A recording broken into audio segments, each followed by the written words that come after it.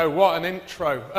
Welcome to UCISA's Room 101. It's a new thing for the conference, it's a new thing for me, and the first person we'd like to thank, of course, is Chris Dixon, who isn't here, who put this together and then decided that he'd arrived late. So thank you, Chris.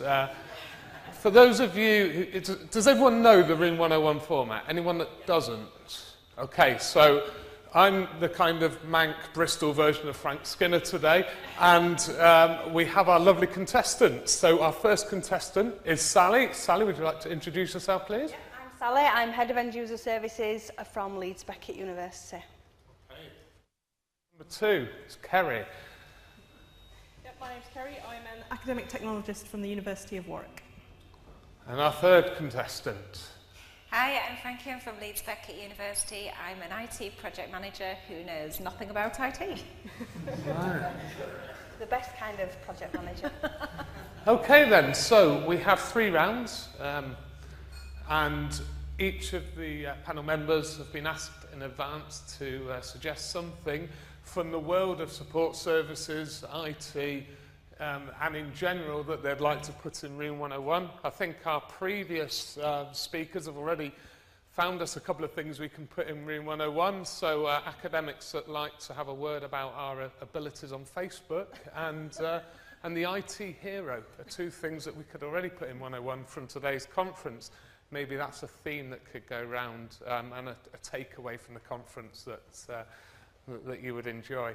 So, round 1, let's see the first item that we're going to put in Room 101. Sally, would you like to explain yourself, please? So I would like to put in Room 101 IT service management tools. I don't know really, so I'll throw this back out to the audience. Put your hand up if you like your IT service management tool. That's... There were 4. Yeah. There were 4. Massive investment in these products from our sector. And we're just not making them work for us. I think the industry really needs to look at why they're not delivering. I think for me, they need to. It's all about new things. We'll give you new functionality, and it'll integrate with this, and it'll integrate with that. But they don't actually do the basics very well. But I'm not just pointing the finger at the companies that provide the IT service management tools. I think we need to take a long, hard look at ourselves. I think we buy them as a silver bullet. We get IT directors and IT managers that come in and say, yeah, we're going to have a new IT service management tool because it's the thing you can deliver, but we don't actually look at what we're trying to do with them. So I think the industry needs to go back and start from scratch with IT service management tools. Have we any of our sponsors in the room? Any of our sponsors for the conference in the room? Top Desk or Zendesk would like to respond to that at any time? No. Well, I kind of hear your pain. With service management tools. I think we've all been there. We've all seen them. We've all seen how they can work, because every vendor does a bloody brilliant demo, don't they? Hey?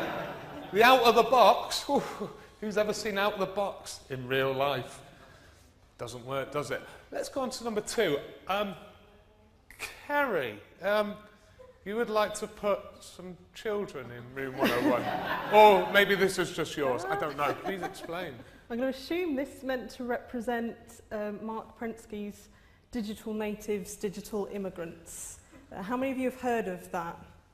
Handful. How many of you have read something about it'll suit your digital natives on Marketing Nonsense? Yes, a lot of you. I want to put this in Room 101 because it's not a thing. I could probably write a PhD on things that aren't things, and this is one of them. Students are not a homogenous group. They don't just come out the womb and use a laptop. They learn these things. And actually, most of the things that they actually use have actually got nothing to do with what they come to university to do. So they don't sit at home using Outlook, because that's what they're going to do when they go to work afterwards. There's also something that he says about adults and the fact that the way that adults learn. Mostly Mark Prensky's work has just been completely misinterpreted. It's like, oh, well, you're a child or a young adult, you must be a digital native. That's not true. Or you're an adult, which must mean you've got no idea how to use technology whatsoever, and we're going to have to work really hard to work with you. And it's all a load of nonsense. I'm trying not to swear. So I want to put that in there to stop nonsense digital marketing and people telling you that technology is going to be some sort of easy fix, that students are just going to pick it up and run with it and all that nonsense that's just not true. Okay, I'm hearing you as well. I'm just concerned that half my LinkedIn feed is nonsense now, as well as everyone else is in the room. But okay, digital natives, digital technophobes, yeah. Let's go for the third item, Frankie. What does this represent? I don't know. We'd be guessing, I think. I think it might be this is a guess because the next one might be right. So we're going to guess. So one of the things I wanted to put in is IT projects. No, it's not IT projects. Is that next one? No. Oh. ID10T errors? Is anyone familiar with this? Put your hands up if you are familiar with the ID10T error. Or problem exists between chair and keyboard? A few more now. I didn't know what this was till I saw an email where I was accidentally copied in saying, could someone just go show her? For God's sake, it is another ID10T error. I was like, what is an ID10T error? Wow, I mean, it's clearly, I was right, it is a big problem. I was not right, it does stand for, it was an idiot error. So if you write it down, you'll see what that means. And I want to put this into Room 101 because I am not tech savvy. I've been in IT for 3 years. I am no more tech savvy than the day I started. But there are lots of me's. There's loads of me's. They're everywhere, particularly in universities. Anyone who's been there for 25 years could be someone like me. And when we see this kind of ID10T error, or you call for help and you feel stupid anyway. You feel really stupid because you know you should be able to do it, particularly when you have to actually confess to working in IT. And it's the feeling of, oh God, everyone thinks I'm stupid, and then knowing that maybe they actually do think you're stupid. So I want to put this ID10T error in because we're not idiots, we're just very different. We have different skills, but my first reaction is I am never asking for help again. I will just keep pressing stuff. I will press and press and press and press until there is a real error, and I will be taken seriously with my real error because by that point I've destroyed something. Wow. Okay, so we've got 3 totally different things to put in 101. We've got the ID10T error, we have the digital natives, and we have the IT service management software tools. Now, on the script, it says, I decide. However, after reading Sally's tweet yesterday, saying that there was an all-girl panel, and my response is, but who's in charge? I thought we'd let the room decide on which one of these we're going to put into Room 101. And we're going to use the old traditional way of putting up your hand, because then we can't get an error. And any digital natives won't be excluded, and certainly we won't need a tool to do this. So, for Sally's IT service management tool, can I have a show of hands, please? Come on. That ain't going anywhere. Okay, for the digital native, can we have a show of hands, please? And for the idiots, can we have a show of hands, please? It looks as though... You can't put me in. Don't know. We'll put the ID 10.010 error into Room 101. Thank you very much. That is round 1. There is no scoreboard. Frankie's in the lead. Okay, round 2. Let's hope these images from Chris make sense. So, round 2 looks like some very helpful people. Please explain yourself, Sally. Apple Genius Bar. Is that all you're saying? Do I need to say anymore? If I could, honestly, the time I've had IT directors and IT managers say, what we need is an Apple Genius bar. I bet those IT directors and IT managers have never bloody used an Apple Genius bar. Awful, awful. And it really bothers me that it's held up as this pinnacle of customer service. You don't know where you're going, you get shunted from one table to another to make it look like there's no queues. They're really informal. I've had one of them call me love, which is just a red rag to a bull. They've now got a different uniform, so they're practically indistinguishable, and they're not behind a counter or a till or anything, so you can't identify them. It's awful. There's an It's easy awful. solution to this. And don't hold them up as the pinnacle of customer service. It's rubbish. Rubbish. Well...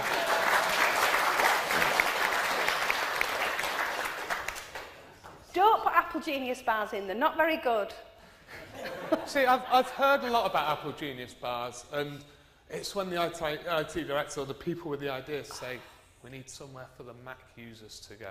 It's like, well, can't Windows users or Android users go there? Personally, I don't have anything Apple, so I don't have to go for one of these. That is a better solution, I think, because you don't have to be a genius to use an Android phone. Although my mother does have one of those, and I'd love to send her to a Genius bar because she would confuse the hell out of all of them. Anyway, the Apple Genius bar, number 1. Let's see what number 2 is. Okay, I believe this is Kerry's again. I have absolutely no idea what that's meant to represent. I'm trying to think of what my What was things number are. 2 on your list? They're not. That wasn't the order they were in, so now I'm really stumped. Oh. It does, doesn't it? Ah, I know what this is. Neuromyths. Okay, so What? these neuromyths. Neuromyths. So again, in my PhD of things that aren't things like learning styles is something that if I could scrape it from the face of the earth, I would. Because it's yet another thing that people use to market stuff to you. So it's like, oh yeah, use this thing because it'll, kinesthetic learners, they'll like it, as well as your auditory learners and all this. There's no such thing. There's a brilliant article in The Guardian from an actual neuroscientist that tells you that things like left brain, right brain, learning styles, you only use 10% of your brain, all of those things that have somehow become what we think of as fact are not true. And what we end up doing often in sort of IT kind of situations is going, well, oh, we need a solution. Well, that'll fix it for everybody. Everybody's not the same. Everybody's not the same. You can't pick... Like, oh, we'll get the kinesthetic ones with that and we'll get the auditory ones with that. People learn in different ways at different times. And if I could literally stop any human being from uttering the words, I really, really would. Right, that's quite heartfelt, really. And once again, diminishes 10% of university research that keeps some of these neuromyths in work, for which we try and support and fund them. But something to hold in your mind. And let's see if Frankie can recognise her next one. Yeah, that's a lot. Don't think it's clearer. IT projects this time. Yes, obviously it does sound a bit like I'm doing myself out of a job since my job title is IT project manager. But I would put in the concept of IT projects. Mostly because, and I tell you what, as a bonus, I will throw in an IT project manager of your choice as well. So I think you probably know what I mean. It is the concept that an IT project, there's no humans involved. It's just technology. It's wires, it's software, but there are no people. And I have had, and one of my favourite quotes from an IT project manager is, I like IT projects, never any people involved. In all my projects, I've done one where there were very few people involved, but everything else it's change management, it's a business transformation, and there are hundreds of people involved. And I think IT projects, when you say, oh, it's an IT project, it's almost like a disclaimer. Like, well, we don't need to talk to anyone because it's an IT project and they're not going to understand, so let's not talk to them. Let's just do it how we want to do it, and then they'll just have to be happy with that. So it's the idea that IT projects don't involve people. Okay, very apt for this conference. Okay, so We've got the 3 items. We've got the Genius Bar, we've got the Neuromyths, and we've got the IT projects. Once again, let's have a show of hands for the Genius Bar, please.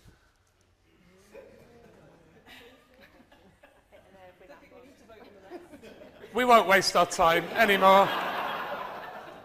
We are putting Apple's Genius Bar in room 101. Thank you, Sally.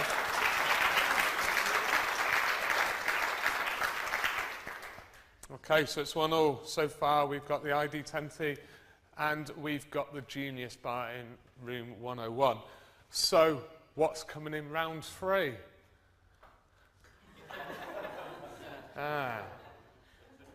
Unexpected item in bagging area, but really this is about bad self-service. I hate self-service checkouts, but I hate self-service in general. They're usually poorly designed, they're really inconsistent. Like, if you take the self-service checkouts, they're different. Everyone is different. Sometimes you bag to the left, sometimes to the right. Sometimes your money comes out at the top, sometimes it comes out at the bottom. Why aren't they the same? And it's not unexpected, is it? Because you've put it there, so why is it unexpected?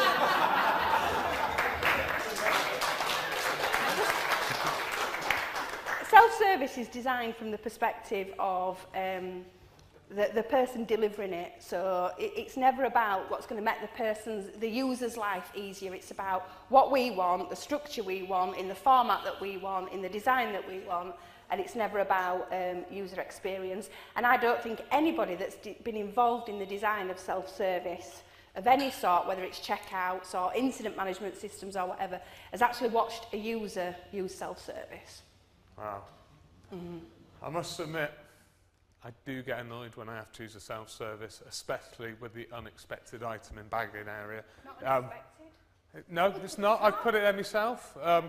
What you can do, though, is if you put cards in, birthday cards, you can put 3 in, it only weighs 1. There you go. You can get your own back on the self-service. Hey? I wouldn't condone that, by the way, for anyone watching online either. Okay, so unexpected items in baggage area, self-service. Let's go to Kerry's number 2. Okay.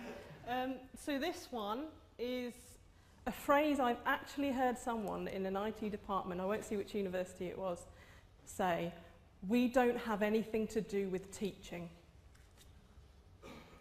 Yeah, they said, "We don't have anything to..." So nothing you do, all of the things that you do have nothing to do with teaching whatsoever. So no service that you offer has anything to do with teaching. And that's enough, because it's, again, I could add it to my PhD, couldn't I? Things that aren't things. I want to read this PhD. Yeah. It's long. It's not true. Every single thing that you do in IT affects every single person in that place. And that includes teaching, and that includes students. It's everybody. What you do touches everybody's lives every day. And if you don't realise that, you've kind of failed before you've begun. So that's why I'd put that. Okay, so I think Kerry would be an excellent speaker for our infrastructure colleagues at their conference that's happening in a few weeks, because everyone in here, as the title of the conference is totally aligned to people, which is totally aligned to the students and the staff of the university. So, you know, we'll have to see if people in here believe that that's what we think as a group of people. Okay, Frankie's last one. It's an open interpretation. The last one, I would like to put in DISCS. DISC stands for Dave, Ian, Steve and Chris. I don't know about anyone else's IT department, but is anyone else entirely constructed of Dave, Ian, Steve and Chris? We have hundreds of staff, but somehow a spectacular 18% of them managed to be called Dave, Ian, Steve or Chris. And I can only imagine that at the careers fair at school, Dave, Ian, Steve and Chris walk up to the careers advisor and they're told there's very little option, it's IT for you guys. And that's why we have quite so many of them. So it's a little bit, maybe a little bit more on diversity, a few more different types of people than the Davy and Steves and Chris's of this world, or we're going to have to start issuing them numbers. Because in ours, if you shout any of those names, 6 people will come out of their rooms to see you. And, I mean, to top it all, we often have this sentence as, oh, right, yeah, Chris will sort that. Which Chris? There's a billion Chris's. Chris Evans, with 2 of those. Which one? Yeah, it's maybe, yeah, could do with a bit more diversity in IT services, I would say. Okay, it's a good job we didn't have a Kevin in there then, wasn't it? So, how many Daves have we got in the room? You can think about the Kevin joke and rearrange the letters to yourself. Have we got any Daves in the room? It's not bad, only 2. Yeah, but ask the infrastructure conference. Yeah, that's true. That's where the Daves live, isn't it? That's where they do, Yeah, there's a lot of Steves in infrastructure as well. We got a couple of, in fact, we got 4 Steves in infrastructure. Yeah. Okay, so we got discs. We have, so we got first of all the self-service. We got the fact that none of us in our roles do anything towards teaching and learning at the university. And we have discs. So let's have a hands up for the self-service. It's by no means clear. So let's go for the fact that none of us like a bit of teaching and learning. I think it's less than the self-service. And finally, the discs. I think our newfound comedian on the unexpected item in the bagging area, he will step in tomorrow evening if there is an issue. We can put your self-service in room 101.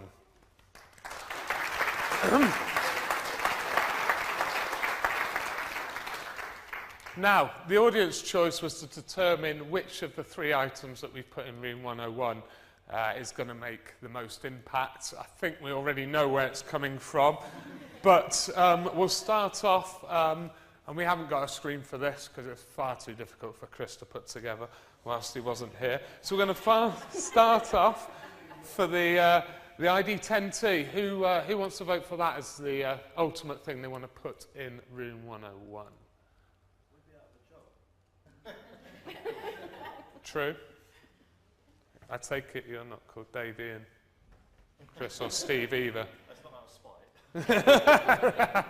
Okay, so I don't think that's going in runner 1. Let's have a look at the self-service. Is self-service going to go in the final item today? Or is it ultimately going to be the Genius Bar? Okay, so as a conference we have decided that out of the 9 items we've looked at, we are going to put Apple's Genius Bar in room 101. Maybe we should have a trip out there. Has that made you happy, Sally? Happy, yeah. There we go. I'd like to thank you all for participating in the first UCISA Room 101. It's been a joy to host. I'd like to show you appreciation for our 3 candidates. Thank you.